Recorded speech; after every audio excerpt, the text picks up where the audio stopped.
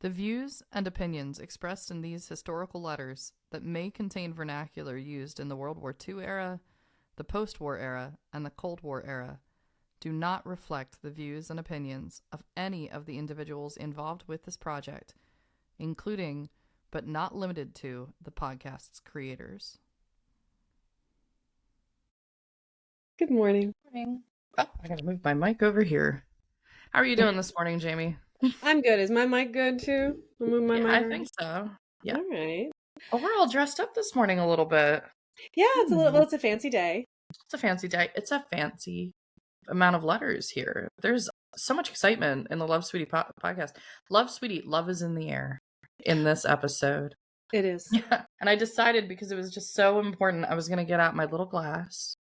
I was going to put in some sparkling cider. Sweetie doesn't drink, but we needed some bubbles, because this is the episode to all of our faithful audience. This is the wedding episode. So if you're looking for some positivity today, you're about to get it. So we're going to go ahead and dive in with the first of 3 letters that we have today. Now, these letters are happening immediately following Sweetie's wedding to Lew Graham. And we only got to meet Lew one episode previous. Mm-hmm. All these other episodes. It was a very quick courtship. It was a very, very quick courtship. But hey, it was wartime, so they're going to go get married pretty quickly, as a lot of the women did. We were talking about that in previous episodes. But yeah, I think it was like August. She meets Lew Graham. She's been talking on the phone at NAS Ottumwa. He's working on the switchboard. He has that smile in his voice. She's going to become absolutely smitten with him.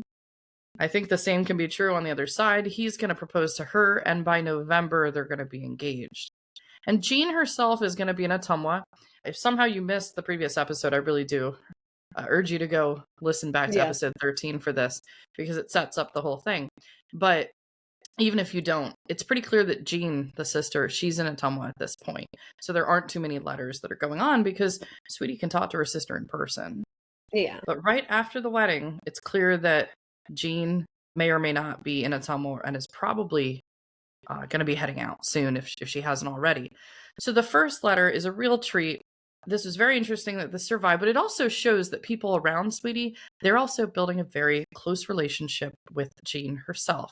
So this letter is from Eleanor Cory of the Cory family. It's the only letter that I've found from the Corys in the entire collection. It's great that we have it. It's a few days after the wedding. The wedding was on December 3rd. This one is not dated, but we can assume it's about the beginning of the month. And I should also note that the wedding was in the Corys' home. So the Cory family is hosting the wedding. So here's Eleanor Cory. Monday. Dear Jeanne, since receiving your letter, I've heard the Demery clan has increased by 1. Good. But another fum. Not so good. At the present moment, I am inclined to think that girl children are much overrated. However, that is just my opinion at the moment. A hectic weekend with Betty at the wheel of any craft would make almost any mother feel that she has been for something of a ride. Mm-hmm. And I want to pause here, because I want to address this. Poor Mrs. Cory has had such a time with Betty. Yep. The poor dear. And so it seems that that they've heard the Demery clan has increased by 1, so there was a baby. Yes, it seems that. Now, I don't. And it was a girl baby. Yeah, it was a girl. And it was a girl baby. And Mrs. Cory's reaction to this was like, "Oh no, you poor thing." Yeah, because she's been there. Yeah. But this is a little bit of a negativity thing, and I think it's just because of where Miss Cory is with her Betty. Yes, and if you missed that content, go back a couple episodes. I believe it's in episode 12, where we hear about Betty and the stress and the tension that's on Mrs. Cory's mind. So if you're looking for the context, you're going to have to go into the library of episodes for that one, but it's a pretty recent one. I heartily wished we had kept you here after the wedding, Jeanne. I felt as though I could use your support as well as your experience, because Betty was in bed with the flu. She went to bed before even all the guests had gone that Friday night. Mr. Cory went to bed on Sunday, and AL on Monday. and I can assure you I feel today yet as though I had lived a million years in that 1 week. It was inevitable that I catch cold, but I was so darn stubborn I just wouldn't go to bed. That month's doctor's bills alone hit the $50.85 mark, and that is a facer in itself. Oh well, I don't know why I keep thinking that things would ever be easy for the Corys again. It is sad that once you hit the skids, the down descent is rapid. And I am the living proof that all this is so. Yeah, I mean, I don't know if it's just me, but I feel like from all the prices that we've seen so far, $50.85 for doctor bills seems a little high. That's And I'm high. guessing this is probably wartime economy. This is probably shortage of supplies potentially starting to come in. But yeah, I remember, what was it, in 1941, the doctor was hoping to make $10 a week himself out in Lacona. So for the bills for one family to be at $50.85 seems high Hmm. That in is high. And I 1943. mean, so this would be probably for Mr. Cory, for Betty, Mm-hmm. for For little, AL, yeah. Mm-hmm. yeah, little Ale. And so, I mean, that's Yeah, steep.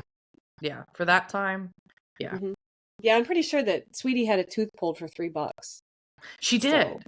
And she got a filling. And there was something else. But yeah, the whole dentist appointment was $3. mhm. Yeah. The old boy you were working for sounded like just the ideal person for me to have vent my spleen there for a while. I detest overbearing people, and they always arouse the hateful in me. However, you managed to stay on the job as long as you did is most commendable. Goodness knows I'd have been fired off of it 5 minutes after the first time he gave me an order in anything but the kind of voice I thought he should have used. Yeah, and I'm with Mrs. Cory here. I think we've Mhm. all been at workplaces where we're just trying to get our work done, and Mhm. there's like the helicopter boss. It's like, please just go away. I just need to get the work done. She So sounds like an Aries. yeah, a little bit. So I definitely. kind of relate to this a little bit too. Yeah, I think both of us Mhm. do. But this Yeah, was okay. So Jeanne did come, and we did hear in a previous letter that right. she only stayed at her job for a short while, and now I For a know little why. bit. Yeah, that she wasn't enjoying her time working there. I believe it was at the hospital in Ottumwa Hmm. where she went to work. Of course, she just graduated as a nurse Yeah. at the end of the previous summer. So it makes sense that she was trying things out. But Jean is extremely strong-willed. And I think that this becomes even more difficult for people that are strong-willed. And I think we can hear already, just from a few paragraphs, Eleanor Cory is a strong-willed woman as well. Oh, yes. Yeah. Speaking of good books, you must by all means read Also the Hills by Frances Parkinson Keyes. She has written many good books, but I believe in this one she has quite outdone herself. It has everything one wants in a book, and I'm sure you will like it. Stay away from Equinox, Indigo. They are a waste of time. For some earthy reading, you might try Taps for Private Tussie. It is far-fetched, but as I said before, distinctly on the earthy side. If you haven't read A Tree Grows in Brooklyn, you must do so. I loved every page of it. Our Hearts Were Young, Cornelia Otis Skinner's book, is also good reading. Since I found my glasses, I have been reading more than ever. You know, it is one of the things I really enjoyed doing. Yeah, and I really like here that we get to hear some of the novels, the little books that were being read at the time in the Hmm. 40s, because we know there's always the great works that, survive, the ones that we've heard about that have made it through the test of time. A lot of these titles have not, clearly, but at least we get to see that these are the popular books at the time. The one title that I know I'd heard before was The Tree Grows in Yeah. Brooklyn. So, Yeah, and obviously it's very good if she's yeah. talking it up Mhm. so much. Yeah. Yeah. This, and then there's that the earthy side. I don't know exactly what she means by it. It's a bit on the earthy side, but I guess I maybe don't know, just like, down to earth. yeah, yeah, Yeah. that doesn't really, I mean, it's an earthy Mhm. book. Maybe Yeah. it's natural. I don't know. I Yeah. have actually never read any of these books. Nope. Same. Like one of the last books I read was the 25th Amendment, like, and it was the whole synopsis of the 25th Amendment Oh and how it wow. came into being. Yeah. Okay. So like that's the kind of stuff I read now. So I'm not like, but it's cool because and this is neat. And I love how she's like, speaking of good books, and like, no, nobody was Mhm. talking about books, but that's okay. Yeah. But she's like, but she does like to do this. Seems like this is probably her little escape. I don't know today yet whether I did the right thing in calling you the day after the wedding to reassure you on a point that seemed sorely to trouble you, but I took a chance on it. Lew evidently came through in fine order because she says so, emphatically. My only worry now, as far as Kay is concerned, is to keep her from having children. What with Lew's future so very uncertain, I think it would be a mistake for her to become pregnant. I wouldn't so much object to it if it were positive that he would remain in service here in the States, but the odds are against that, and for Kay to be pregnant and without Lew is unthinkable. She just couldn't stand it. You know how she is, inclined to grieve anyway, and I just don't believe she is strong enough for that. That damn dieting she did all last summer hasn't done her a bit of good, and I'm constantly urging her to wait. I know she menstruated last week, so I know she is safe pro tem. Tell me it's none of my business. Go ahead. I wouldn't blame you. Okay, it's none of your business. Sorry. Yep, it's none of your business. Yeah. Well, I mean, I think that this speaks to the cultural differences of the times. Like, I mean, we do have definitely this cultural difference, but I'm like, yeah. Yep. Yeah. I'm sorry. Yeah, this is definitely like, this strikes a chord for me because it's like, well, number one, don't tell me whether or not I should have children. I can understand the point that she's, and then also, you guys are like talking about yourself. Yeah.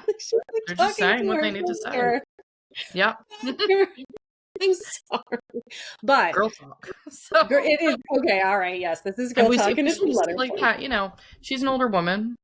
Yeah. Jeanne's working as a nurse, so she understands biology and things like that. She just really doesn't have a filter here, and she's talking casually, and it speaks to again that relationship that she must have built off. Like, so we say something's happening off stage. This is certainly happening off stage. She's been building up this relationship, and she's confiding in Jeanne. The other thing here is the concern that we were hearing from the mothers. Remember, Laura had been listening to the radio article about women going and getting married too quickly because of wartime. And I think that's really a huge part of it. She's saying, what happens if he gets deployed overseas and she's home pregnant, and that she is, what did she say? She couldn't stand it. She's inclined to grieve. Now, she is inclined to grieve over like a lamp. Right, we still don't know if she ever got that lamp. So, I wonder if she ever got it. I'm sure she did, or we would have heard about it. Maybe we will, but yeah. Yeah, I think we would have heard about it if she was still waiting for Jeanne to send the lamp. So I suspect that she did. But yeah, so it's clear here that Kay is going to want, Sweetie's going to want to start the family. And she's just urging some caution. But she's saying at the end the same thing that you're thinking, and that everyone's, well, at least a lot of people are probably going to be thinking, which is, it's none of your business. So we'll see what happens. Well, and two, it's like, when Lew and Kay talked, Mrs. Cory was talking to Jeanne too, because she said, I wanted to reassure you on a point that seemed to trouble you. So it seems like Mrs. Cory was talking with Lew, talking with Jeanne, and then like finally came together and kind of tried to solve that thing with Sweetie. So yeah, it's definitely, it's another little viewpoint to like that whole, it seemed like there was a lot of tension before the wedding. Yeah, something off stage. Yeah. But still, it seems like it went well so far from what we're reading. She's not indicating. And now they're moving on to planning Sweetie's family. Yep. Yep. Now, right to the next stage. Yep. Yes. The Corys for the moment are at a standstill. We had thought before this to have been transferred, but so far nothing doing. I shall be glad to leave Ottumwa for my own personal reasons, but I shall dislike leaving Kay behind. For, while she doesn't call on me often, it still feels good to be here when she does need me. And since Kay is very reticent about making friends, I am afraid when we leave here, she is going to be very much alone. And then if Lew should go too, what will she do? She says as long as she can, she will go where he goes. But when and if he has to leave the States, then what? Okay, so there's going to be a change coming up here. She knows that the Cory family is going to leave Ottumwa. And Sweetie is not going with them, which is something that earlier in the summer she was like, well, if the Corys go here, I'm going to go with them. But now the situation has changed. She's now married. She has that connection. She said flat out, I'm going to go with my husband wherever he winds up. And he could get moved around and transferred based on what's going on with the war. But we know that there's about to be a separation here of the status quo, at least. She's so used to going to work and talking to the Corys and seeing what Betty's up to and taking care of things. That element's about to be removed, and this whole new element is coming in. But we do have the confirmation from Eleanor here that they're about to leave. Well, Jeanne, this will be all for today. AL is in bed again with a cold, nothing much as yet, but her head is all stopped up and she is sneezing a lot. So rather than let her pass on the germs to the other two sissies, I've isolated her until I have it under control. She is no bother, thank goodness. So I thought that since I got the house all straightened this morning, it might be a good idea to write a few letters. Incidentally, Pei will be leaving us at the end of this month. He is going to Puerto Rico. Wish we were going there too. If you felt in the notion, I think it would be grand if you sort of dropped him a bon voyage note, wishing him well. I know he'd love that. He thought you were swell. Remember me to Margaret and her family? And how did you like the pictures? Didn't they turn out grand? Write soon, and tell me your news. Love. So wonderful to just have, if we have one letter from the Corys, to have this letter from the Corys. And at first, when I came across this letter in the collections, I didn't know who it was from because I hadn't read through them enough to be able to tell. All I could tell is this is dated right around the wedding, so it has to be important. And then when we were reviewing back through for the episodes, I went through and I took a look at that and I said, this is Eleanor Cory. Has to be, because she's talking about things that only the Corys would know. And with the context that she's getting the house tidied up because she's just hosted the wedding in her living room, which the photos have survived. So we do get to see now some of the pictures from the wedding. She's referencing these photos being developed. So I'm going to go ahead and share screen and bring them up on the screen. This one. This is the most important photo, I think, of them all. This is Sweetie and Lew in the living room. So I was going to say, in the living room of the Cory home, right? So we've got the carpet in the living room, and we have the wallpaper on the walls, and then we've got the flowers behind, and it's really a nice setup. That's quite a huge arrangement that she's got. Well, look at the palm trees. Yeah, and like the palms there that they have. Yeah, so, they're like, Mrs. Cory said, I'm gonna make this nice. Yeah, I love it. Really went all out. Yeah. And he's got his uniform on. He looks so handsome. Yep, he has his uniform on. His shoes are all shined. Shoes are perfectly shined. I don't know if she borrowed these candelabras behind. That seems a bit much to have in just someone's home. Maybe they went to a church and were able to borrow some of these big displays and things. But she's got, I would say, almost like a Mona Lisa smile expression on her face. Not exactly a full smile. Not a frown. Yeah. So this is a wonderful photo. I just love seeing the pictures from the wedding. But we also have some more pictures of some of the wedding party as well. Now, we do know that Chester and Laura, they were in attendance. There are no photos of them there at the wedding, unfortunately. I wanted to see like the big group photo of them all. We don't have that. But I'm going to go to the other ones that we do have. Yeah. Oh, lovely. Lovely, lovely photo. So okay, so who do we have here? Right. So this is Jeanne on the left. That's Jeanne. That's Jeanne. Yep. Or wait, yes. Yes, that's Jeanne. That has to be Jeanne. Then we have Sweetie, of course, on the right, next to Lew. And then on the other side of Jeanne is the best man. And the best man was a man named Joe Rusky. He was friends with Lew. And I believe that the ring bearer is AL. Because she's the kid that would be around at the time. And I love the flower crowns and the corsages. Yeah. Lovely, lovely photo. Then we have one just of the women. There we go. And I'm actually her dress is very lovely. I mean, everything is very, tasteful and sweet. I mean, it was obviously thrown together. I'm actually being quite stunned here because I'm having a bit of a discovery as I look at this photo, which I hadn't really noticed before. But do you see that what Jeanne is wearing in the center? She's not wearing a necklace. Mm. She's wearing a pin right in the center. I actually have to get up. This is really, I'd never put this together before in my life. I think this is the pin. If it's not, it's Can you very get close to closer it. to that? Can you Yeah, zoom I'm in? gonna bring it up. No, not that. I mean that obviously. Oh my Oh, goodness. in the In the yeah. picture.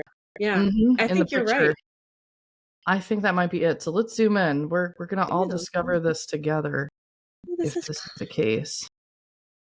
So if we this look is at how I know I'm old, because this is the greatest. I'm having so much fun. what Jeanne is wearing here. Mm. And the picture would be inverted. Yes, so it would be facing the other. It's Well, when you exactly the show right things up, side. do you think that's it? If it's not, it's extremely close, or they both had one. This Well, you makes me remember suspect she was buying a ring and she said it would match your brooch. it would Do you think match that the might be the brooch. one? Because Yeah, they and they wouldn't might have have a whole both lot. had it. Right. It could be the brooch. This might be the brooch. This pin is very, very special and dear, which is why it was in the cupboard over there. She always wore this whenever she went out. Every time I saw her, she was wearing this. And she wore it directly in the center, just where Jeanne is wearing hers. So it hadn't stood out to me until we were just looking at this moment, and I had to go get it. It is solid gold in the back. This is a very nice pin. My father and I were just talking about this. She always wore it. I've always had it off to the side to only wear for special occasions. But it's either Jeanne's or it was something they both had one of. And Jeanne's I mean, wearing that looks very similar. It would it's have to extremely be. similar. It's facing a different way, of course, because the picture is going to give the inverse. Mm-hmm. But I'm very suspicious this might be Jeanne's pin, and it may have been a gift at a later point to her. And that's why she always wore it. Yeah, she never took it off. Every time I saw her, she was wearing this. And I've always You knew thought, exactly where it was. yeah, Like like I you had know to know somebody exactly. else I could had not it. lose Yeah. this. This is one of the most valuable items that we have from her. So I'm very suspicious about this. But I hadn't noticed that in that picture until this moment. So that leads, because I kept wondering, when did she get this? And I'm very suspicious. But back to the photos. We'll go back to those. But I'm just very stunned about that. This is why we do this, for those things. This is great. Oh, I bet Little it things is. I like bet it is. that. But if you could get closer on those pictures with like a better, Yeah, like I'll maybe in sharpen them and person, maybe try in to go person or something. through. Well, maybe we'll find another one of her. But oh, that's great. Yeah. But yeah, let's move on to the other pictures, because there's Oh a yeah. cake cutting picture. Oh yeah. Now we're gonna get hungry. So look at this wedding cake. I'm gonna zoom in. There are various points to zoom in on here. There she is Ooh. wearing it again. Yeah. Mm-hmm. And they've got the little sailor on the top of the cake underneath the bell. That's adorable. Yeah. I really like these candlestick holders too. The little globes. And then the Well, the bows punch tied bowl. around. The punch bowl, yeah. Look at that set. It's So huge. it's got quite a base on it. So it's taller than the cake. Mm-hmm. So, It is taller than the cake. taller than the The cake, little yeah. the So we get little to see that. sailor and the little bra. Oh, it's so Oh, nice. Yep. And then we do have the picture of them cutting the cake as well. So we get to see it from that that is probably angle. my favorite picture. This one is probably the best one. Yeah. It's beautiful. You can see and it's really cool to see the Cory's house. Mm-hmm. Yeah. I mean, To they get have to some really nice wallpaper. Yeah. Now I know that house is still there. I don't know what state it's in right now, but the house still stands. Well, that There in wallpaper is Atama. probably underneath a couple layers of different wallpaper now. Probably. Yeah, probably. But it's so great to just have the photos of the wedding and then to have such a discovery while looking at a photo. Mm-hmm. Oh my goodness. So, all right. So I'm going to stop sharing this window and we're going to get into the next letter here. Oh, But okay. wonderful for those to survive. I'm still kind of reeling from Oh, that it's pin so might be that. lovely. So You'll yeah. have to keep me posted and keep us all posted on your Yep. To journey see. with that. Yeah. But let's go into the letter from December 7th. December 7th, so it was 4 days after the wedding. Sweetie resumes writing. So we're going to get her side of things as well. Ottumwa, Iowa. December 7th, 1943. Dear Mom and Daddy, Jean, Mary, Bill, Emma, and Chris. It is time I took time out to write to you. Daddy, even though you did forget to leave the screw for the coat of arms, Lew decided because you said it should be put up immediately so it could dry, he pounded a nail and hung it the same night you left. What sentence structure Professor Bow would go mad. I told him that you might, with the aid of the jigsaw and other fine tools, be able to copy their coat of arms too, and then we could hang them side by side. He thinks it would be hard to copy theirs and make it the same size, but I think Daddy could do it. I think, too, it would be nice to have them side by side. We've got a nice wall that is just crying for the mate to ours. Hint, hint. So, coat of arms. She's thinking about family. She's thinking about her surname having changed. And what's the gift that Chester brings her is a copy of the Demery coat of arms. Because now she's taken on the surname of the husband, which is Graham. We talked to Lew's folks by phone Friday night after you left. You know that Maida called. He tried to call his brother, but it was too late, and he couldn't find him. Saturday, Lew went to town and got the pictures from the courier office. They proved to be much better than I'd expected. There was just a sample set of them there, and after we'd showed them to the Corys, a few other people, we sent them on to Lew's folks. We've ordered more, and Lew, as per Daddy's request, ordered some made on glossy paper. They should be ready today, and if they are, we'll send them out to you tomorrow. I do appreciate your offering to copy them for us. We'll be able to get more of them this way. I think you'll be pleasantly surprised as we were. I hope. I don't know how many to tell you to make. I'll have to talk to Lew about it. And I'll try to let you know as soon as we can decide. Okay, so just catching up a little bit because we're introducing some new people into the family here. And I'm not going to go in depth into these individuals because Sweetie herself is not going into depth about information about these individuals. But Lew's parents are both still alive at this time.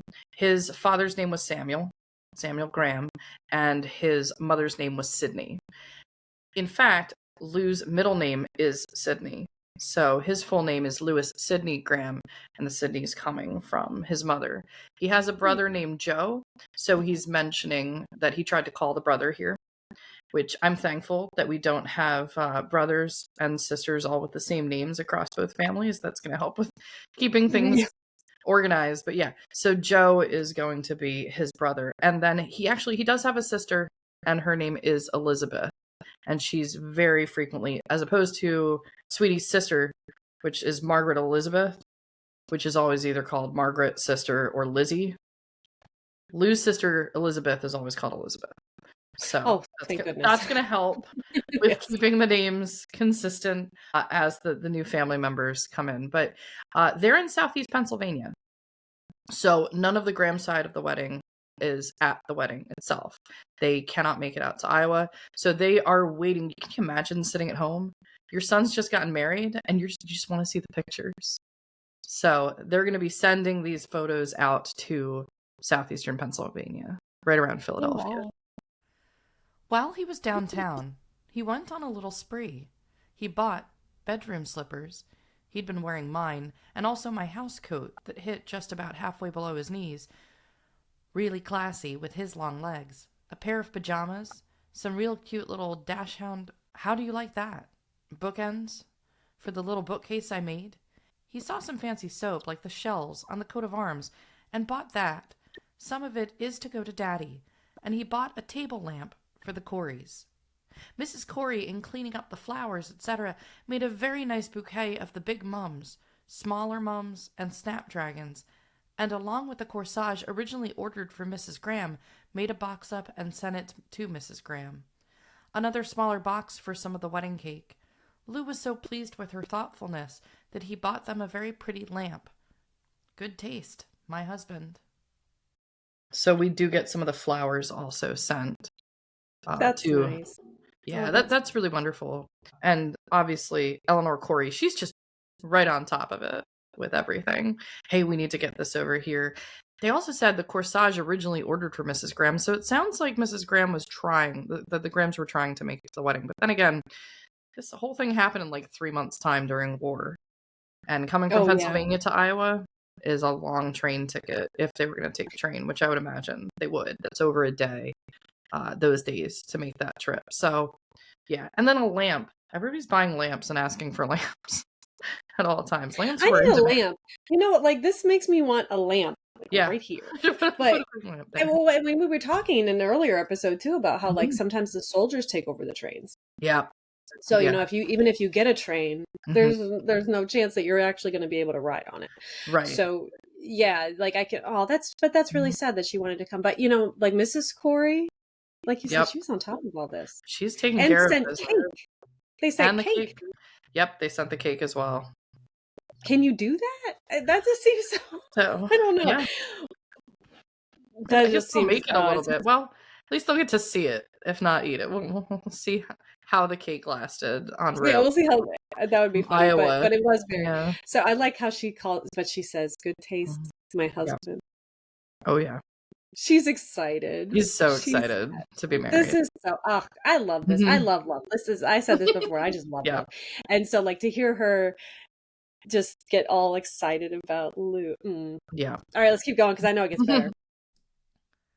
We had to go to work Sunday, and so he started in on me Saturday night. Now, Kay, you know I have to go to work Sunday morning. You'll have to listen for the alarm, 'cause I won't hear it. Be sure the clock is set right, and be sure that the alarm is set and well wound. Don't set it close enough to the bed that you'll reach out and hang it off without waking up. See to it that I'm awake, up and at least starting to get dressed before you go back to sleep. All right, all right.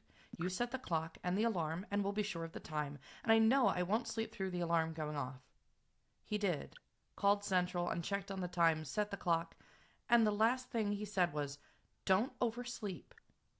I don't know what. Oh yes, Lew started yelling in his sleep and woke me up at 4:15, and I had to wake him up to quiet him, and I listened and couldn't hear the clock ticking. Turned on the light and found that it wasn't running. It had stopped about an hour after we'd gone to sleep.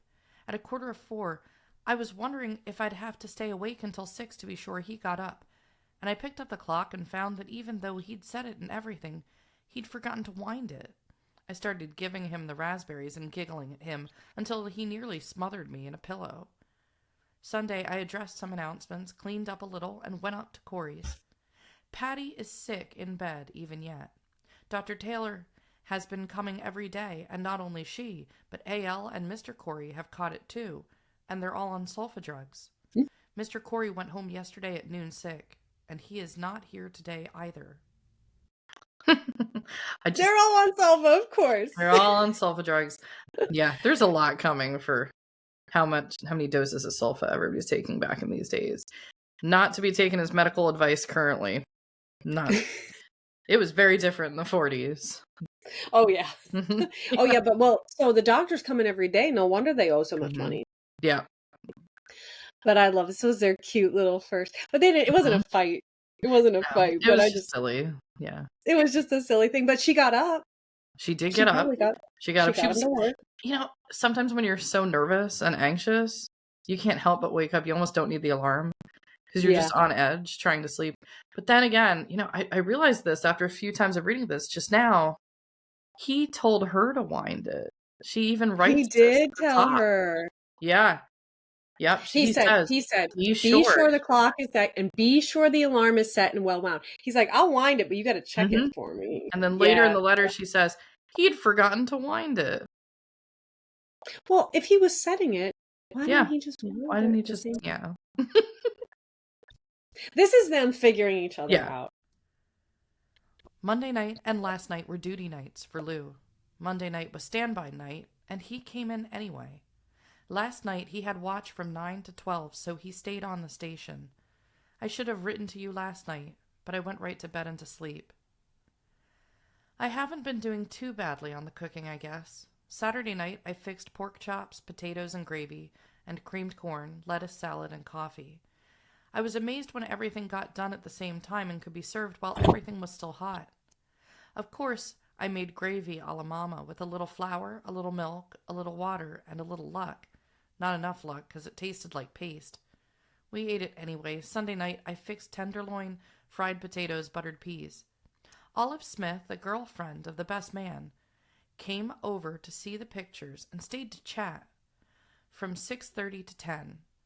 Last night, Lew was on the station, so I took a holiday from the cooking. Lew's nice enough that he didn't gripe. She's learning how to be a housewife, and I'm going to tell you right now, Yep. as a mother, as a person who is responsible for cooking everything for everybody in this house all the time, when you can get it all ready at the same time, that's a Magical. good feeling. That's a good feeling. Yeah, I Mhm. like it because this kind of reminds me, like it's they're newlyweds. You read the Little House on the Prairie Oh, series, yeah. right? You read all Yeah. those. When Laura first gets married to Almanzo, is that I can't remember it well enough. I remember reading it many, many years ago. Yeah, I think it's Almanzo. I think that was her. If somebody will correct me. Hey, if you're in the comments, correct me. But Correct in the comments, yeah. she was talking about making a meal Mhm. and messing up, forgetting to put sugar in it and stuff. But it was like that newlywed thing, and Okay. I'm just like, Yeah. and it's like that newlywed making. This is where you're starting to make food, and you want to make it right, and you just want to make Mhm. it good, and Yep. she did a really good job. Yeah, this seems like a lot for the Yeah, start here. Pork chops, potatoes, gravy, cream corn, lettuce, salad, and coffee. And then we're getting to we don't hear tenderloin. her cooking for herself. No, this is really one of You the know, first times we've ever heard anything about her preparing really anything other than maybe a cup of coffee or something like that. She right? definitely has more of a household now. Yeah. And she has to learn to not rely on the Corys treating her to lunch and dinner every night. That's the Right. other part, She because they're has to about to be cook. gone. Yeah. Yeah, that's true. Mhm.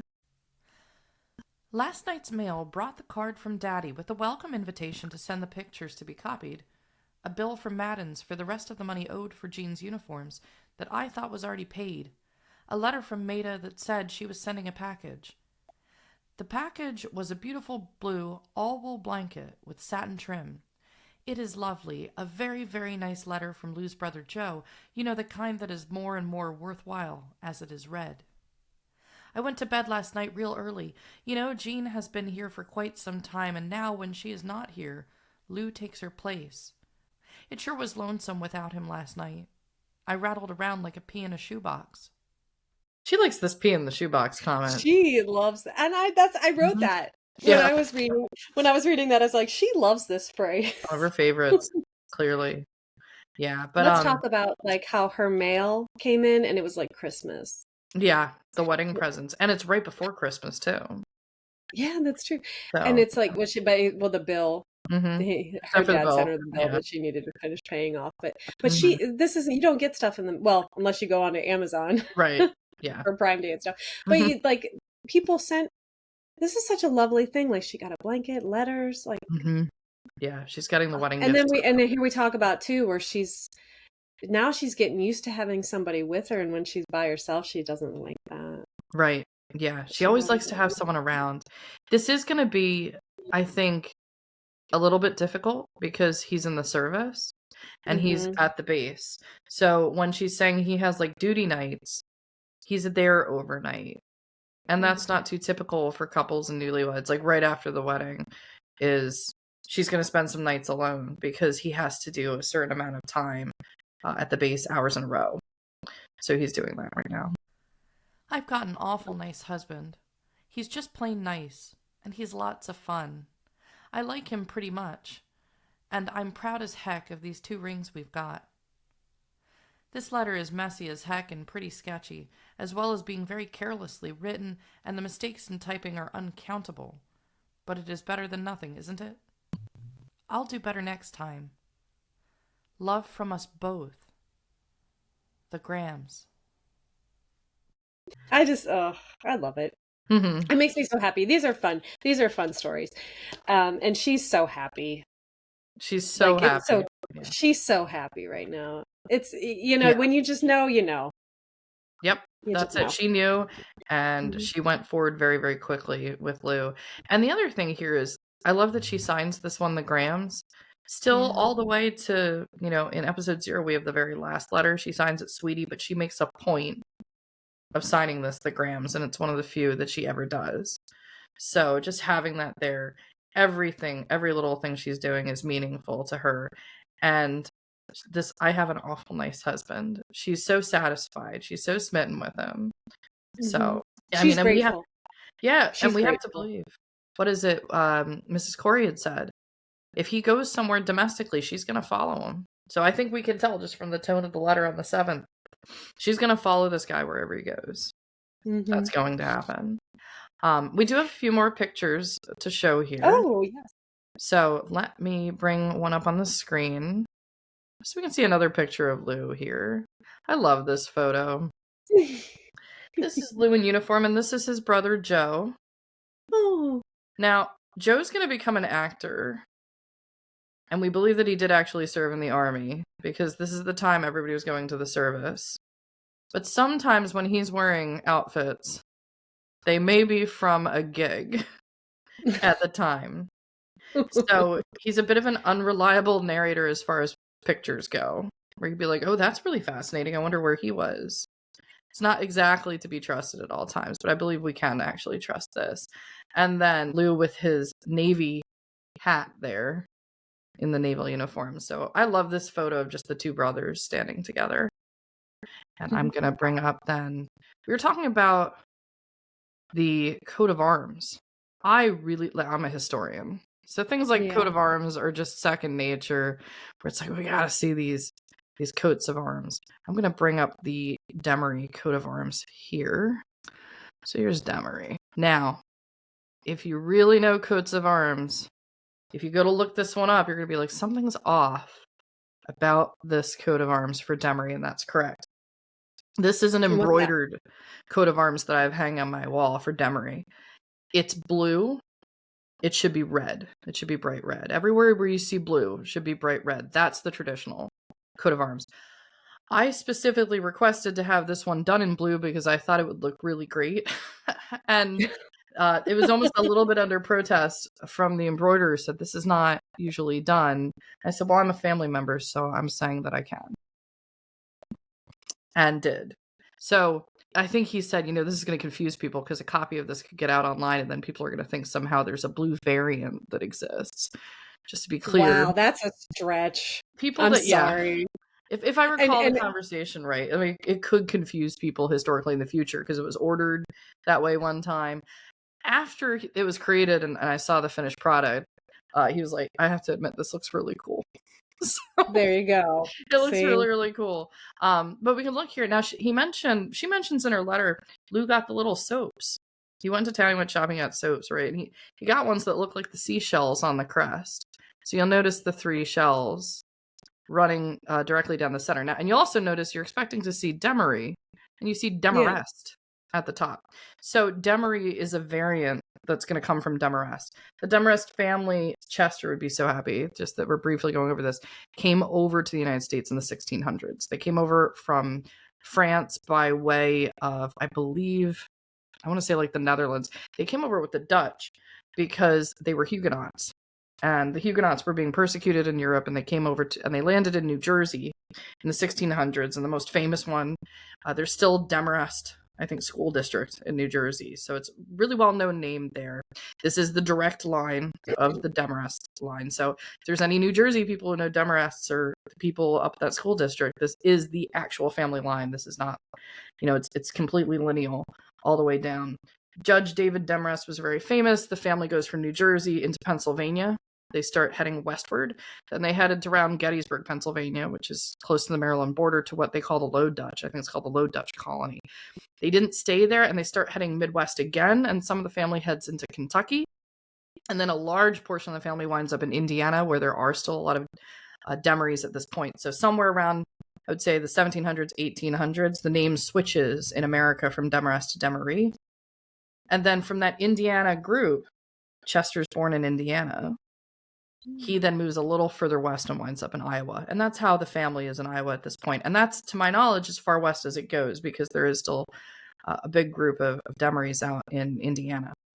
But yeah, we've got Demarest. And then we have this ex fide vivo, right? The Latin motto of the Demery family, which is to live by faith. So we see that. Now, Sweetie. So that's great. Just seeing the scallops, the shells that are I mentioned. and I do have to point out when you said the Mhm. three seashells, Mhm. anybody who is a fan of the movie Demolition Man, Ah. have you ever seen it? When you said the three seashells, I was just like, I just had Rob Schneider in my head go, he doesn't know how to use the three seashells. I'm sorry. It's But fine. that's just a little Yeah, a little look into like how my brain works. But I think it's beautiful. it's a And beautiful. this isn't, and it's like the source of family pride, and to like have Hmm. that pride for your family and like your line, and to like Yeah. that's not really so much a thing anymore. So Oh to yeah. see things like this it's Mhm. gorgeous. Now, do we have a coat of arms for the Grahams?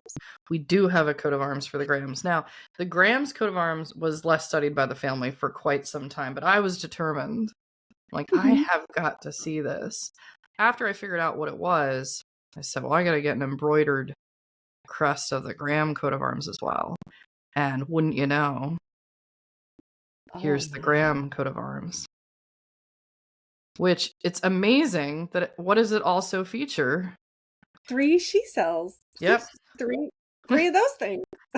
3 shells across. Three shells. Thank you. Mhm. The same. Oh, it's just lovely. Do you have Yeah. these hanging next to each other?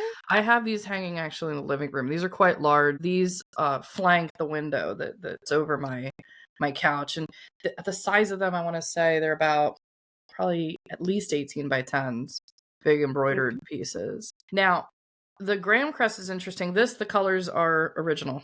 I didn't change anything about that. They are gold and black. And you'll also notice if you go and look, sometimes this is on the top of the helmets. This is very traditional. The shells are less known. What's more traditionally known about the Graham crest, which is a Scottish crest, is what's going on at the top of it is the one Oh. bird mauling the other bird, the hawk, Oh. um, up top. So this is Scottish, like Graham is a very Scottish name. The Mhm. Graham family came over to the United States in the 1800s by way of Ireland. So Lew Graham's immediate family, his father was Samuel and his grandfather was William. We believe William was the immigrant in the 1800s with his wife Eliza. How long that portion of the family was in Ireland? I really have to go to Ireland to really get into the books to try to figure this out because it's such a common name. But it is originating from that Scottish clan. So it's Scottish descent by way of Ireland, at least closer to the 1800s, and then coming over. But this is the Graham, and I love that it has the shells. Mhm. And then, of course, we also have a motto for the Graham clan, which is "N'oubliez," which is "Don't forget." So, yeah, they're concerned about forgetfulness. So there's legacy and things there. So that hangs as well over top. Really beautiful embroidery work. I'm proud to have these hanging on the wall. And this is done at a shop here in southeastern Pennsylvania. So if people in the comments want to know, they will do custom work for your crest and they will research your crest for you to make sure it's the right one. The shop's called What's in a Name. It's got the marriage ones. So if someone's getting married, they will do one big landscape, one horizontal piece that has 2 embroidered crests, which marries the 2 together. So you have the one crest on one side and the other crest on the other as one single piece as the families are joining. So that's really lovely. These guys did great. So those are the crests that are being referenced here. Now, I'm not sure my grandmother ever saw the Graham crest, to be clear. I Oh. think I'm not sure she ever did because of the commonality of the name. It was harder to track, especially Right. back when she would have been doing a lot of this research. But I was so satisfied that those shells appeared. I'm like, well, yeah, has to be more shells. It feels like fate. Mm-hmm. And That's that's it nice. for the photos for today. But we do have one more letter here. And this one little letter, I'm so excited to hear this because it's a rare letter. And I'm just going to let it play. And then we'll talk about it as we go. December 8, 1943, NAS Ottumwa, Iowa. Miss Jeanne Demery, box number 5, Lacona, Iowa. Dear Mert, how is my favorite sister-in-law? And you are Jeanne, in spite of your giggling, which hasn't been heard at our $4 more ammo house since the evening of the 3rd. Do come and see us soon. Yeah. Can we all guess who this is? Dear Mert. Mert, Bert, and Gert.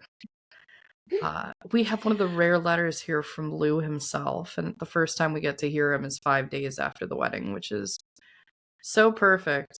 One thing, I'm trying to figure out that $4 more, I think, because he writes a little differently. He's not perfect with his grammar across all his letters, because he's talking about the house. I'm guessing this is the rental, and I'm thinking it could mean $4 more a month. So I'm very curious that this is an increase in rent because they're having the full kitchen and now it's a married couple. And what she's paying is hard to tell. She's saying, okay, so what he's saying is in spite of it, which hasn't been heard at our house. Yeah. So I'm thinking he means him and Sweetie's that house. they have an updated place. Yeah, that makes sense. Yep. I think that's what that is. But we decided we would just read it as he wrote it because it's not exactly clear. We're immensely happy, Kay and I, and Jeanne. I know now there could never be anyone else for me. I thought I was happy before I was married, but I never knew I could be as happy as I am now. I can hardly wait to get home and have Sweetie making dinner for me. No kidding, Jeanne, she can cook, and she does a good job, too. We haven't done much of anything this past week. We finished the announcements up last night, heard Fibber McGee, Bob Hope, Red Shelton, and a good murder mystery. Kay wanted to go see Princess O'Rourke, but I was tired. I think we'll go tonight. Yeah. So he likes Sweetie's cooking. He does. She was just criticizing her own cooking in the previous letter. It came out like paste. She really can cook. He's so happy. He's so happy. And he's so this is just wonderful. He's so appreciative and grateful for her, and she obviously is for him, and that's just yeah. I love it. That makes me it makes me so happy. So they must have been like probably listening to a radio. Yeah, I think they're listening to the radio shows that are going on. This was extremely popular back then. Now podcasts have really replaced this. But there's been a gap of time between podcasts and like the radio shows of the 40s and when the 50s and the times when they used to do that, where there hasn't been this going on as much. I'm sure it's going on a bit, but this was the thing. You didn't want to miss your episode, especially if it's like a murder mystery that you were listening to. And there's whole recordings of these radio shows back from the 40s. Received yesterday a beautiful blanket from Meta. I wish she could have come to the wedding, then I would have met all the Demery gang, that is, all the ones possible at the time. I guess I'll have to wait until A.D., Armistice Day, to meet the boys. The pictures came out swell. We'll get a set to send you as soon as possible. We'll order them this afternoon, and send them as soon as we get them. I hope you like them. Kay and I are quite proud of them. And so, Jeanne, I guess that's all for now. Do come and see us soon. I'm getting tired of sleeping on that soft old bed. I'm just dying to sleep on the sofa once. We have plenty of blankets now, so there is no excuse. And besides, the BHs are bad. Right soon. Love, Bert. P.S. Please excuse the pencil and stationery. I am writing this at work, and I don't have my desk with me. Yeah. Love Bert. I'll take the couch. I know. I should be. I'm going to lose my bed. You visit, but you come visit. So he seems like such, now that we're kind of getting to see a little bit of his personality in here, he's so jovial. He's so light, casual. Like he definitely will. Sweetie does, but it has a more serious kind of side to her, like from what I'm getting from these letters. And so he seems like a good, he's going to compliment her very, very well. A good compliment. Yes. Yeah. And he's going to keep complimenting her while acting in that role.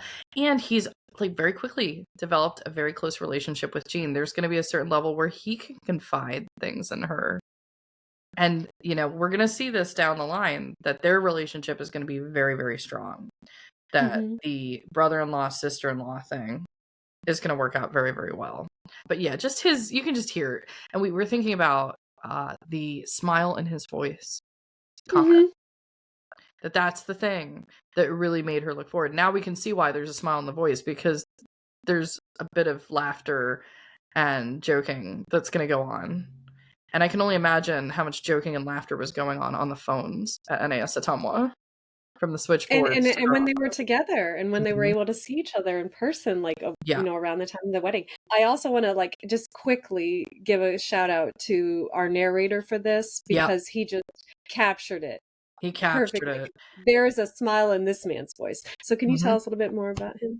Sure. So the narrator for Lew, and he has already recorded some of the future letters that we do have from Lew, is Andrew Cassidy. And I've known Andrew for many, many years.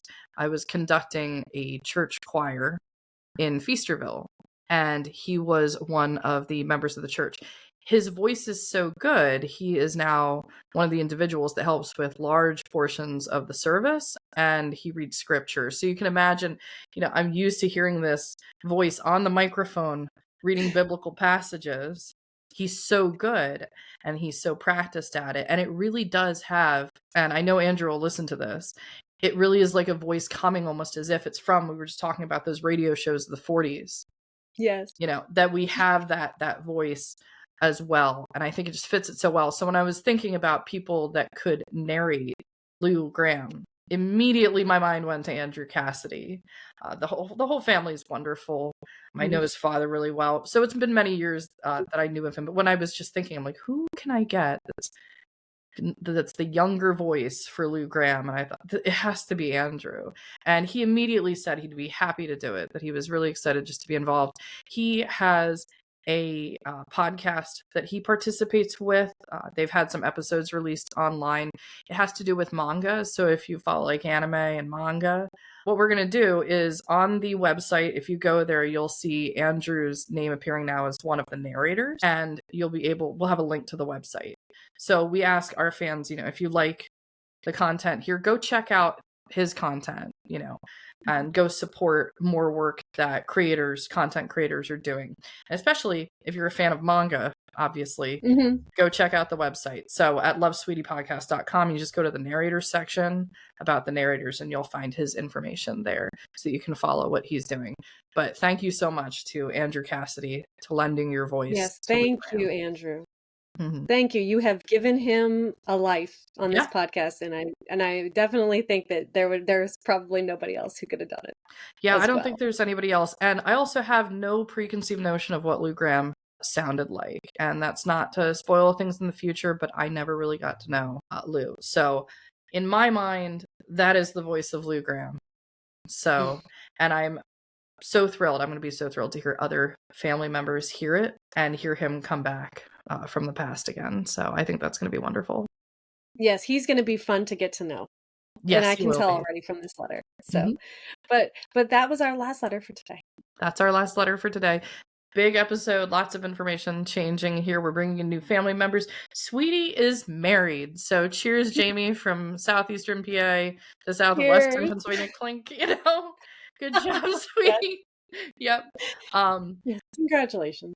Please tune in as we go through the letters in the future. They're newlyweds, so we're going to get a lot of interesting comments here from the newlyweds. And as we head towards Christmas 1943 as well, we're very, very close to Christmas here. If you'd like, please follow the podcast. Please like, share, and subscribe. It really helps us out on YouTube. Please leave comments if you're listening on Spotify, Apple Podcasts, Amazon Music, or Podchaser, or any of the other channels that you're listening on. Check out the website. Now is a really good time to check out the website because there's going to be some good pictures up there. New pictures. We're going to have new information as the family has now expanded to bring in the other section. I think I'll post the coat of arms as well, as I think people will want to take a look at that.